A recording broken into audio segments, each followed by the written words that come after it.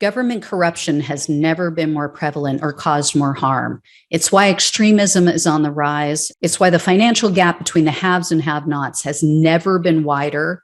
And it's why our planet is at risk of an extinction level tragedy. That's why I need your help to keep exposing the truth about the rot on both sides of the aisle. Become a supporter or a friend of the show today by clicking on the coffee link in the description box below. Friends of the show join me on a Zoom hangout once a month, and you guys can ask me any questions you want, and I can get to know you better. But the most important reason to help is to keep the show alive.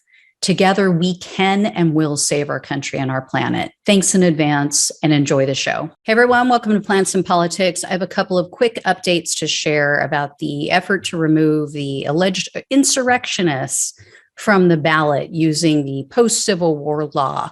There's a group called Free Speech for People. I mentioned them before, that they've filed challenges to some of the candidacies for congressional candidates like Marjorie Taylor Greene, Madison Cawthorn, several others, for allegedly taking part in the Capitol insurrection. All of the judges have ruled against the group, and they've allowed these extremists to remain on the ballot so far.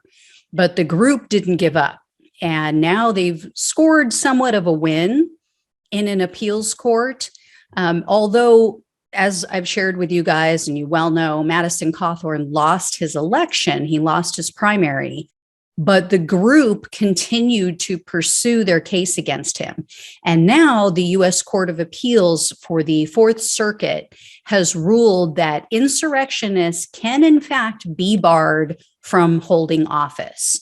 So this was a 3-judge panel, and they wrote that the defendants' attempted use of an 1872 Amnesty Act was inappropriate. And they said that it was, quote, quite a stretch to view that act as giving all future insurrectionists forgiveness. What this ruling doesn't do, though, is remove any of these fools from the ballot. So people like Marjorie Taylor Greene and Paul Gosar and everybody else that they were trying to do this with, they will still remain on the ballot, at least so far.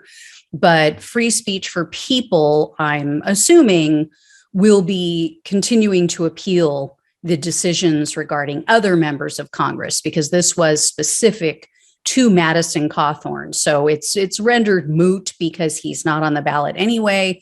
But like I said, I'm assuming that they will move forward with the others. So anyone else who's running for office and took part in or incited the January 6th attack at the Capitol, including Donald Trump, could be at risk if this goes forward, if this is allowed to stand. So I will keep you guys posted on all of this.